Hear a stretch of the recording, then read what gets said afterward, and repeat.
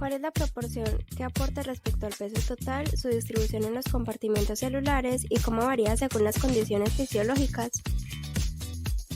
A mayor edad, menos agua. Entre más tejido adiposo, menos agua. Y entre más músculo haya, mayor cantidad de agua va a haber. Las mujeres presentan un mayor porcentaje de tejido adiposo. Es por esto que presentan una menor cantidad de agua. ¿Cuáles son las principales fuentes alimentarias o endógenas del agua en el cuerpo humano? Las principales fuentes alimentarias se encuentran en los alimentos y en los líquidos. Frecuentemente 1 litro en alimentos sólidos y 1 a 3 litros en los líquidos. La cantidad depende de la persona, clima, cultura. La principal fuente de agua es el agua potable. Aparte de esto también se encuentran los zumos, las frutas, las bebidas refrescantes, pescados, carnes, verduras, etc. El agua de forma endógena se forma también como resultado de oxidación de macronutrientes, pero el agua que se obtiene así por lo general es menos del 10% del agua total. ¿Qué es el proceso pasivo u ósmosis? En el transporte pasivo se trata de encontrar un equilibrio en la cantidad de moléculas, donde las partículas van de un lugar de menor concentración a uno de mayor concentración, pasando por una membrana sin necesidad de utilizar bombas o intermediarios en el proceso. ¿Qué es el transporte activo?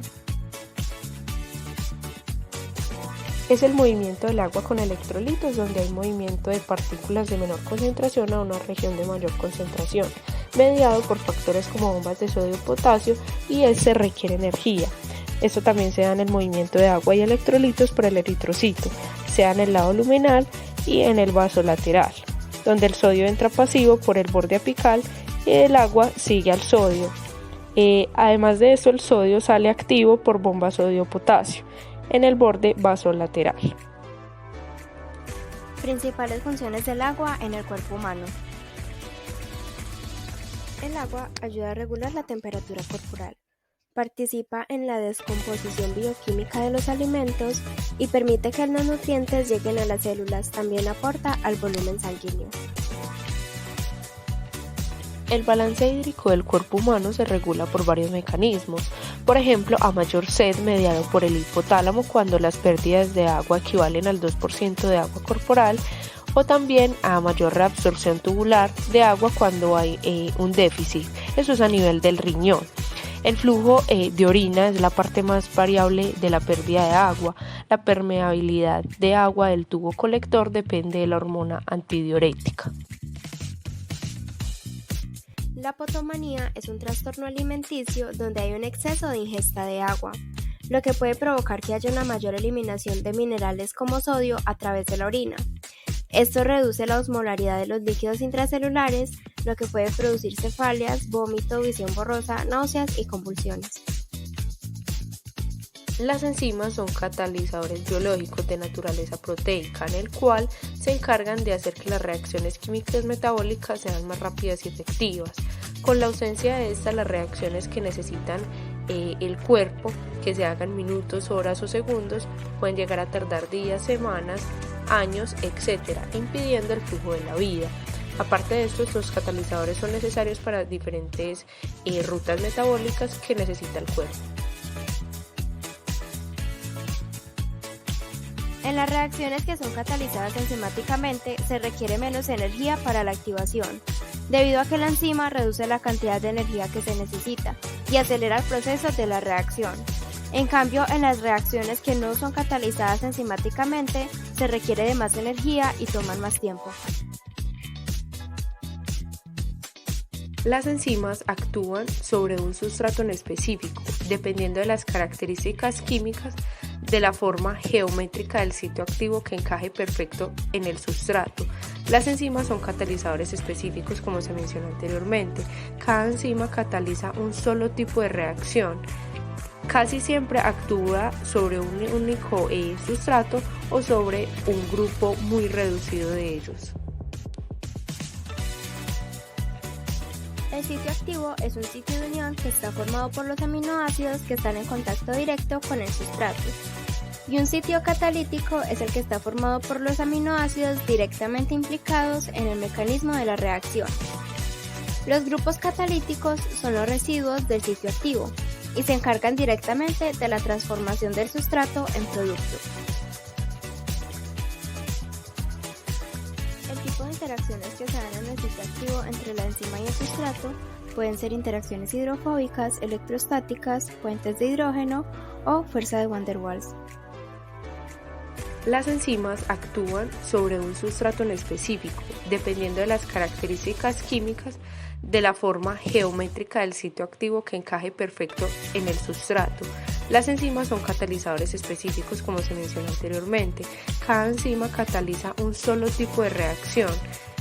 Casi siempre actúa sobre un único sustrato o sobre un grupo muy reducido de ellos. ¿Cuáles son los tipos de enzimas y qué reacciones catalizan? Las oxidorreductasas catalizan reacciones de oxidorreducción, o sea, transferencia de electrones. Algunos ejemplos de estas enzimas son las deshidrogenasas y las peroxidasa-oxidasas. Las transferasas catalizan reacciones de transferencia de grupos, como las quinasas y las transaminasas. Las hidrolasas catalizan reacciones de hidrólisis con transferencia de grupos funcionales del agua, como las pirofosfatasas y la tripsina. Las liasas catalizan reacciones de lisis de un sustrato, generando un doble enlace o la adición de un sustrato a un doble enlace de un segundo sustrato. Un ejemplo son las sintasas. Las isomerasas catalizan reacciones de transferencias de grupos en el interior de las moléculas para dar formas isómeras. Algunos ejemplos son las mutasas y las epimerasas. Las ligasas catalizan reacciones de formación de enlaces carbono-carbono, carbono-azufre, carbono-oxígeno y carbono-nitrógeno, mediante reacciones de condensación acopladas a la ruptura del ATP.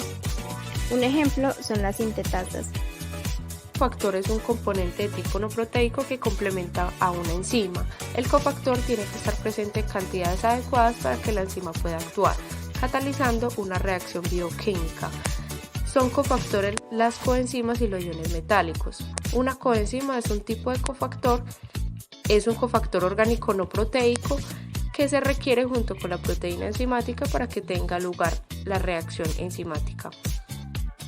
Los cofactores inorgánicos son de tipo cationes y las coenzimas son derivados de vitaminas.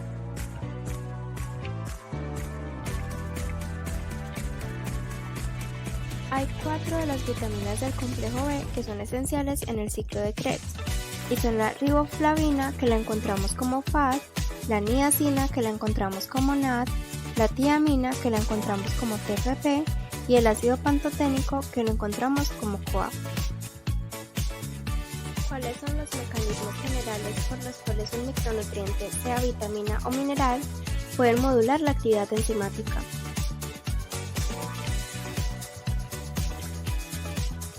Los mecanismos generales por los cuales un micronutriente puede modular la actividad enzimática se basan en la tiamina, en la que participa en la oxidación de glucosa a piruvato, descarboxilación oxidativa del piruvato a acetil-CoA, en el caso de la riboflavina como coenzima en reacciones de oxidorreducción en el ciclo de Krebs y en la cadena de electrones para producir ATP. En el caso de la niacina puede actuar como NAD o NADP. El NAD participa en la transportación de hidrógenos a la cadena de transporte electrónico y el NADP se utiliza en funciones biosintéticas.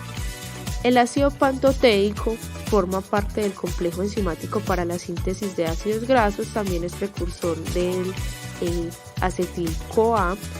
Los acetil-CoA son las formas activas de cualquier ácido graso. En el caso de la piridoxina es importante para el metabolismo de las proteínas, la forma activa es PLP, de esta forma es la que actúa como coenzima. La biotina es una coenzima de carboxilasas, es importante en la reacción de las carboxilasas.